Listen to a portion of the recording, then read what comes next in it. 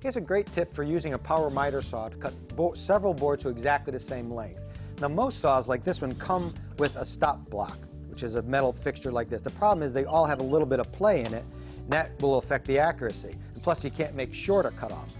What I prefer to use is a wooden stop block. This is simply a half-inch piece of plywood that I cut to fit onto the saw fence itself. Now I'm aligning this with a mark that I made earlier for exactly 9 1/4 inches.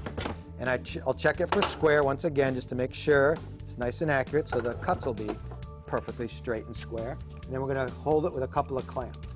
Now what that does, it allows you to make quick cutoffs exactly the same length. But what I really like about this tip is you can gang cut. You can cut several at once. Here we go. 3 boards at once.